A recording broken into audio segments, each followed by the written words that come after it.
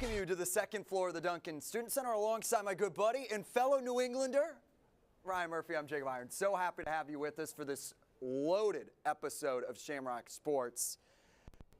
There's going to be so much to talk about, especially as spring, but maybe one of the most pressing issues that we got to talk about is men's basketball and maybe the Niagara Falls effect that they've had. Yeah, that's going to be, we're talking about that. You also mentioned spring sports, so we got a coterie of baseball, men's lacrosse. We're covering it all in Shamrock Sports. Yeah, it should be a lot of fun. We've got analysts and insiders from across the sports that'll be breaking it down for you. But let's get started with women's basketball, the hottest team, the #1 team in the country.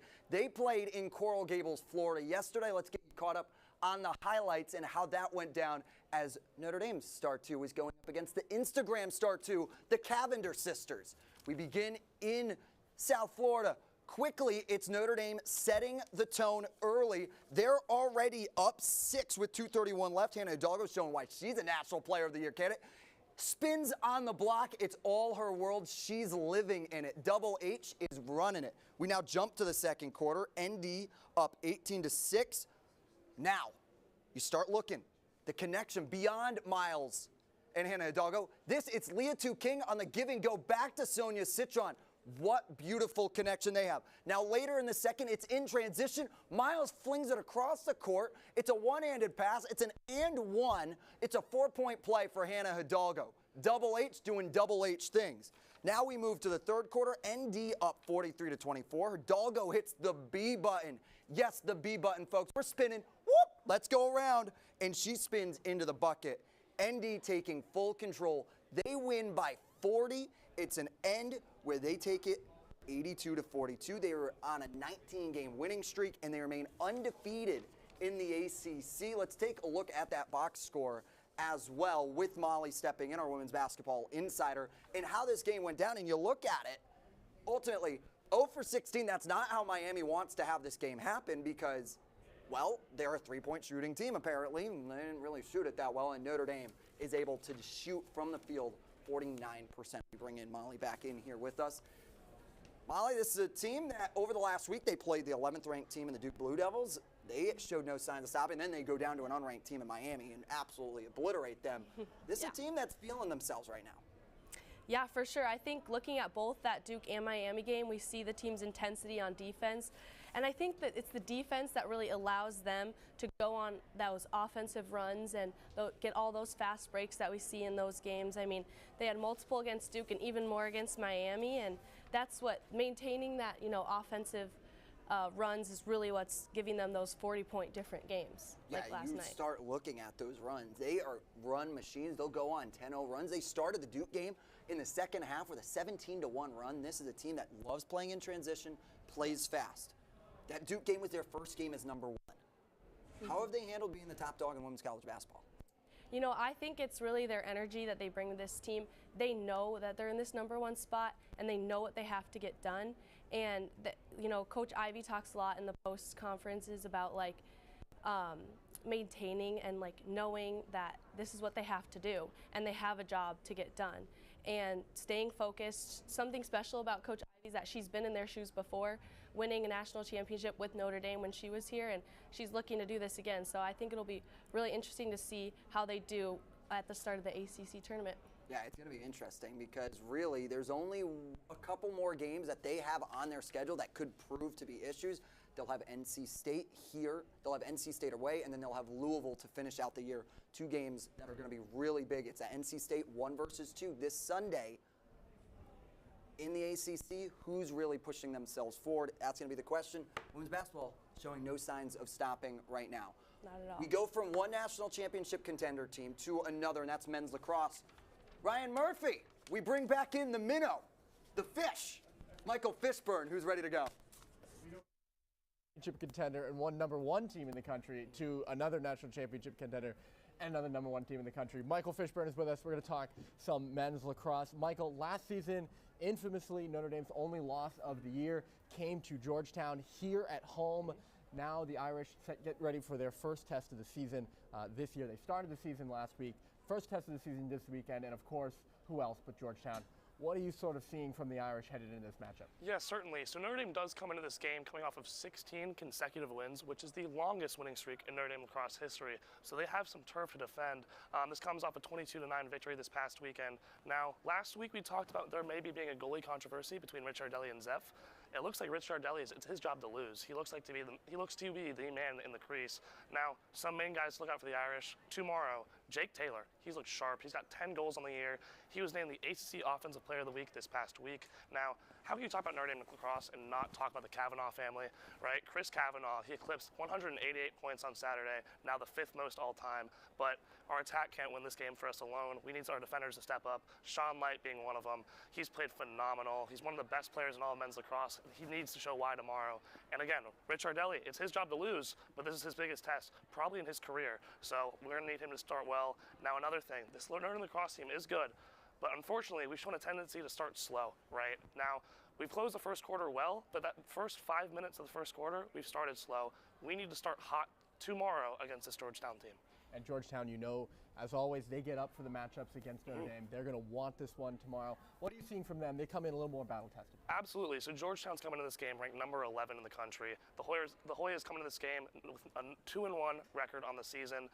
Now, like you said, Georgetown was the only team to beat Notre Dame lacrosse last year, but Notre Dame did beat them in the playoffs, so they went 1-for-1. Like you said, they're battle-tested, right? They have 2 quality wins, one of which is against Loyola Maryland, who is 0-3, but all 3 of their losses came to top 11. Georgetown, Hopkins, and Maryland. We played Maryland in the national championship last year. That's a good win. They lost to Hopkins. This Georgetown team did lose to Hopkins. But then they had a competitive win this past week against Penn. So they're very much battle-tested. Again, this team, they start slow as well. We're very similar on paper, right? So this Hoyas team in 3 games have only posted 5 goals within the first quarter. Now, it's going to be looking like it's going to be a lot more of a slugfest. For Georgetown, some guys to look out for. Fulton Bayman's one of them. Guess where Fulton Bayman came from? Guess. Notre Dame. Notre Dame. He came from Notre Dame. Fulton Bayman was a 4-year player for the Fighting Irish. He's a graduate transfer. He's looking to do well against his former team. Now, he won 2 national championships with us. Will he win 1 with Georgetown? And we'll see. Now, some other guys to look out for. Aiden Carroll. He was named to the preseason Taunton watch list. He's the team captain of this Hoya squad. Those 2 guys round out the Georgetown attack. Now, Georgetown's defense is a lot sharper. Ty Banks is a sophomore defenseman. A lot of people remember Banks last year because he shut down Pat Kavanaugh. Pat Kavanaugh did not do much against Georgetown on South Bend soil. And Anderson Moore is a sophomore goalie from high school in Alabama. How did he get recruited? I don't know. But he's a phenomenal goalie. We're going to see how he's going to perform tomorrow. Not very often you see a lacrosse goalie from Alabama, no. I have to say. Certainly. So, prediction time for you. Absolutely. Who you got? You know, it's going to be tough, it's going to be gritty, and it's going to be a heavyweight showdown. You know, the Irish will not be able to score nearly the same amount of points that they have previously. We have 46 goals in 2 games. That's just not going to happen tomorrow. I think Georgetown will put up a great fight. Bayman, certainly to give his old team a challenge. However, I think that Notre Dame will prove to be too much for the Hoyas. Give me Notre Dame in a 10-7 thriller. You know, it's hard to pick against Notre Dame the way they've played Absolutely. over the last 2 seasons. Absolutely. Michael Fishburne, thanks so much. Ben Rohr joining the show now with Jake Irons. They have maybe the story of the week here in Notre Dame sports. A lot going on for men's basketball. We'll send it over to Jake and Ben. Hey, thanks, Ryan. You think it's just the story of the week? Because I think everyone else was talking about it as well with how Micah Shrewsbury has dealt with himself after the post-game press conference. But before we can get to that, you have to talk about overall what this season has been. It's maybe the biggest letdown. You're so pumped up. You get this hire, Micah Shrewsbury, he's in, let's go, let's get it. And then, well, it's maybe a huge letdown in year 2. I think I said this to my friend group, I've said this to many people who will listen to me. I think Notre Dame has hit rock bottom, and it's so far rock bottom that water is now coming out of the bottom. Like, this is bad. Yeah, it's just everything is going wrong. It seems that the team has lost all sense of themselves. This is a team, there's 3 important stats that I want to talk about from the sort of humbling SMU game from this past week. And the 3 are 3-point shooting, rebounds, and points in the paint. I think 3-point shooting speaks to the offensive trouble that the Irish are having, where the Irish are shooting 31 3-pointers against SMU. No reason they should be doing that. Matalako's hurt. He's going to be a great shooter. He's not even there to do it. That never should have happened. But on the defensive side of the ball, the physicality side of things, that is where I'm really concerned for the Irish. The Irish get dominated, points in the paint, 46-20 in favor of SMU, and the rebounds are right there with it, 43-20 in favor of the Mustangs. Really, really disappointing. And I wish I had a way to just show you all at home and you, Jake, what I'm talking about right now. But it's almost like we invested in this technology of telestration. Almost like we did. Let's do it. Let's do it. Yes, we did. Surprise telestrator appearance. Let's do it. Let's talk about it. So now let's look at this first play here. Just it speaks to the laziness, the lack of physicality that people are having on this team, where there's just a lazy pass from Burton and it leads to a momentum building alley-oop. Now this play right here, Kebajai standing in no man's land. Let me work in my circles here. Yugutolu, the big man, takes a big three. I'm not even angry about that. I'm angry about how he reacts, because we watch how this plays out. The ball obviously does not go in, but this rebound grabbed by a Mustang. There's 4 Irishmen closer to the ball than the next Mustang than this guy, and he gets up and down for an and one on Cole Serta. There is a lack of physicality. There's a lack of passion from the Irish right now that is truly, truly terrifying. Now this play right here, Matalako struggles to get over a screen, physicality issue right there, but Kebajai slides into the paint to play some help defense on Oquendo, who's 6'4", Jai nearly 7 foot, gets absolutely bodied for 2 for the Mustangs. Now this play again, issues again. Marcus Burton takes a bad 3, as we discussed earlier, and then here comes Oquendo again, who just had an amazing night. He's got 2 guys on him that are both taller than him, and he gets in there with no issue whatsoever for another 2 and another and 1. Now this play here, let's pause it right here, Jake. Where are the eyes of the Irish players? You got 1, 2, 3, 4, 5. Where are they all looking? You know where? The ball. They're all looking right at the ball, leaving 3 Mustangs wide open. I think my dad taught me this in rec basketball. Yeah, I mean, it's just simple. Oh, we've all noticed this backdoor cut that's happening. Let's attack him. The attention. Let's attack him. Oh, hold on. Or we could just leave the guy who's white hot, wide open at the top of the three-point arc. It's really, really disappointing. And then this last play here just hurts me so. You have Kebajai slide down to play some help defense on a point guard that Matalako is doing a decent job of staying with, leaving the paint just horribly wide open once again. It's really, really concerning for the Irish here. I mean, and that's going to be it for me on the telestrator. But I feel like the physicality is just gone from this team. It's really, really upsetting. It is really upsetting when you look at this team and how they have broken themselves down, and it's really a tough part of the season right now. Yeah. Like, they are getting absolutely beated 100% of the time. It's now the question of, can you make the ACC tournament? I mean, I would like to say, yeah. I mean, you've got Syracuse below you. Before you drop into that bottom 3, you've got a 2-game lead on NC State and BC, who are bottom 3 right there. You know, we had 5 and 10 in the ACC now, but does this team deserve to make it? I mean, you've got Pitt, Clemson, Wake, Stanford, Cal to close out your year. I think Cal has to be a win. Maybe you grab one against Stanford, but I think if you lose to that Cal team, if you go 0-5 to end the year, I don't know that this team deserves to make it into that ACC tournament. I mean, you beat BC, but those bottom 2, Miami and NC State, the other 3 down there, they've taken this Irish team before this year. It's really disheartening. It's tough. It's disheartening and it's tough. And I want to pose this to all of you, our viewers. Notre Dame football team won how many? 14 wins. Yeah. Notre Dame's sitting at 11 wins right now. When you start looking at their upcoming schedule, they might not get to 14. And I'm being cautiously optimistic that they won't get, they'll even be in the conversation of 14. Oh, yeah, I would stun me. It would stun you.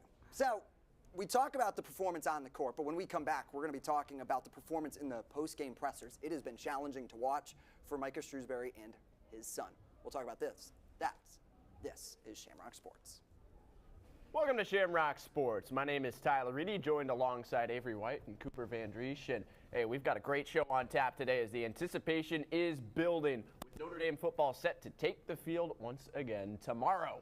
I know. I'm looking forward to seeing how the Notre Dame offensive line comes out. Check up. Let's go. That position group will be critical for the Irish. Hey! That's and one. That's and one. Hey, I hate to be that guy, but we're kind of in the middle of something here. It's pretty important. We know you guys want to play too.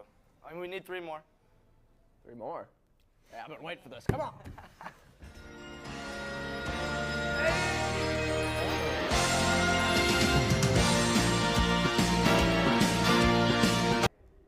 And we welcome you back here, and we touched upon it. It's been a turbulent week for Notre Dame. Yes, playing on a Sunday is what everyone loves to do at 8 p.m.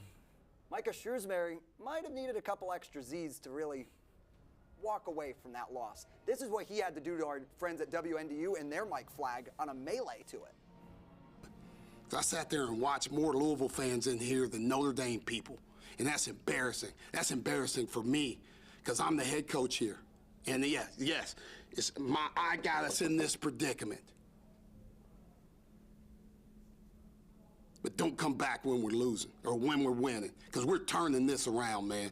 You better believe that. Everybody that gave up on me, believe it. Write this date down and believe it, because we're going to get this thing rolling. I don't care if you gave up on me. Well, he says, don't come back until we're winning. Well, it wasn't on Wednesday either, because they got blown out by SMU. And you know what? This time it wasn't the coach doing the apologizing or the fired up rant.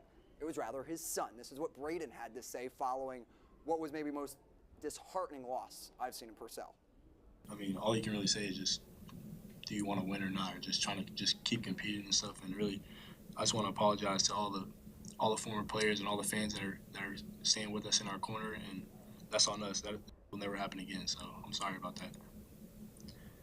And you get a good expletive in there as well that we have to cut out from audio. Of course.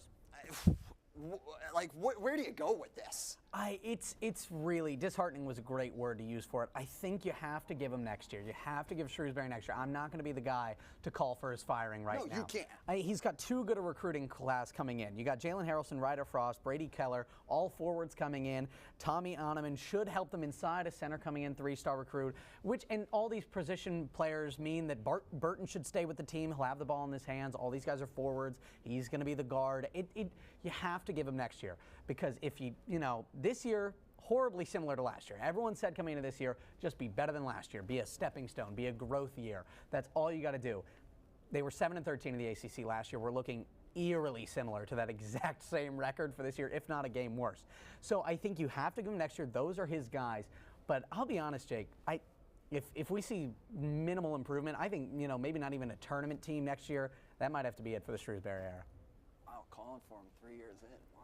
We'll see. We'll see. You have to give him next year, but it's a much bigger conversation if it goes the same next year. It is, and another conversation that's being had across campus, because Micah Shrewsbury brought it up, was about his disdain for the fact that students and fans aren't in attendance. He's talked about Louisville, more fans being there. You look here, this is the SMU game. Upper Bowl, and this is from the student section. I wish we had a shot of the student section directly, because man, oh man, I wasn't there. This person must be 20 rows up with empty seats in front of them, because the student section never gets this high. Never. It never gets this high in the stadium. Yeah, this is the joy of what this student section is right now, is the fact that you have enough room that you can lounge out, kick your feet up, put them up, and say, you know what, I can go on a vacay. Yeah. I look like I'm on a beach in Panama City.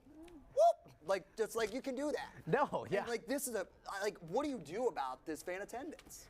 I mean, I understand Shrewsbury calling for better attendance, but if the product that you're putting out is what we see on Wednesday, I don't see why people would go. I can't blame people for not going. I think this Irish team has to get some sort of momentum, has to win anything on their home court to really be able to, I feel, justifiably call for people to come. I mean, if you're going to get absolutely embarrassed at home by SMU, who's a decent team and a decent name, but if you're just going to get embarrassed by this team, you can't even ask for people to go. That was just a terrible, terrible look, especially after that press conference. Yeah, terrible look. I've said this all week. The blow-up should have happened after SMU. Yeah. You should have looked ahead, Coach. You got to look at the schedule, know the cards you're playing, be prepared, like Ryan Murphy and Leo Romano are, to talk about baseball. Gentlemen, I hope you're more prepared than Micah. Thanks, Jake. We certainly hope so too. Leo Romano, Ryan Murphy. It's been frosty this week for men's basketball. It's also been pretty chilly and frosty outside as well. You'd never know. It's actually baseball season now. Notre Dame baseball got started last weekend. They're off to a 3-1 start to the year. They actually won today over Iowa. Connor Hinks with a go-ahead home run in the 11th, so an extra inning win gets Notre Dame off to a good start to the season, Leo. A lot to build on from last season, the second year of the Sean Stifler era. What are some of the things you're looking for this team to build on and maybe do even better than they did last year? Right. Well, head coach Sean Stifler can rely on his defense just like he did throughout last season. They actually ranked first in the ACC. We do need to fill in a few gaps. Jack Penny and TJ Williams both graduated last May. But returning is Carson Tinney. He's a catcher from Colorado who brings basically a gold glove behind the plate. Catching is a very underrated part of the game. We're also returning Estevan Marino. He looks to bring not only a great glove, but an amazing bat. So switching gears to answer the second part of your question, Notre Dame needs to get the bats hot and hot quickly. He hit an amazing grand slam, absolutely pieced it against North Florida. That rounded out a 3-hit, 4 RBI game for the junior. Freshman Bino Waters also had a 3-hit, 4 RBI game of his own. I used to do that, but the cameras weren't on. back in your high school glory days? Back in my high school glory days, yeah. No, but I'm also really excited for the freshman Parker Brustovich, as well as Quinnipiac transfer Jared Zimbardo, who brings an amazing bat to the table. He led Quinnipiac in every possible offensive category last season. And in terms of determining factors, you're going to look for them to improve on hitting, stay consistent with that defense. But what's really the determining factor for you in terms of this team's success this season? Right, so as baseball fans, we both know that pitching really determines success. I crunched the numbers, and the last 5 champions in NCAA, 4.07 ERA. Ours, 5.89 last season. So we have to improve on that. Now, we lost Matt Bedford to Wake Forest, but Friday's ace, Jake Rattle, continues to impress. He's building on a resume from last year. He's pitched 9 innings so far, only let up the 1 earned run today against Iowa in that thrilling victory. Jackson Denny's and Rory Fox will see more time in that rotation. But the main concern is going to be that bullpen. You lose an imposing factor to the Toronto Blue Jays organization in Bennett Flynn. Bennett Flynn recorded 53 strikeouts and 40 innings of work. That's impressive. Those are some big numbers. But to replace him, we have Ricky Reith, we have Toby McDonough, and the freshman stud Chase Van Amade. Look for them to continue to impress and get better throughout the season. They actually all pitched today and pitched really well in that victory. Yeah, so Notre Dame will be in action this weekend. They have UMBC and Stetson remaining on their weekend slate, obviously beginning the season down in the south where things are warm. What do you expect, I guess, overall from this team? How can they stack up against the ACC and national competition? Right, so that's a really good question. I think this team can eclipse that 30-win mark. Okay. The experts, they say otherwise, but the experts also said that Notre Dame football wouldn't make the playoffs after losing to NIU at home. Right, so I don't know if we can trust them. As long as the game travels on the road, that's what I'm going to be looking closely for this year. Then we can win because we're more explosive, we're faster, we're more disciplined than last season. Now, if you want to catch the Irish live and in action, they have their home opener on Wednesday, March 5th against Eastern Michigan. That'll actually be on Ash Wednesday. So come with your ashes, and we shall leave the Eagles of Eastern Michigan in the dust, and to dust they shall return. Our very own expert, if you will, Leo Romano. Thanks so much, Leo. We'll be back to wrap up the show just after this. This is Shamrock Sports.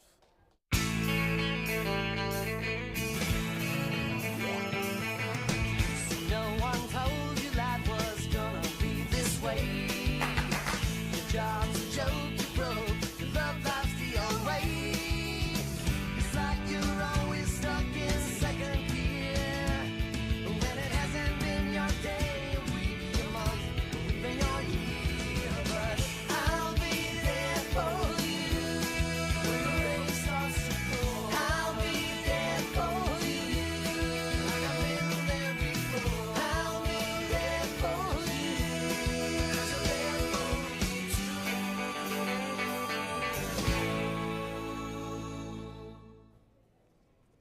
And we welcome you back here to the second floor of the Duncan Student Center. Ryan Murphy, after our running and shenanigans, we get back together again. Wow. I know, we spent most of the wshow, we started here, and then we went away from each other. And It's back love together that in the brings end. us- love that brings us back together again. I want to hear your thoughts on men's basketball because I did a lot of my thinking and my talking out loud, and I know you have a lot of thoughts on men's basketball as well to finish out this show. Yeah, I'm not out on Micah Shrewsbury. I think it's far too early.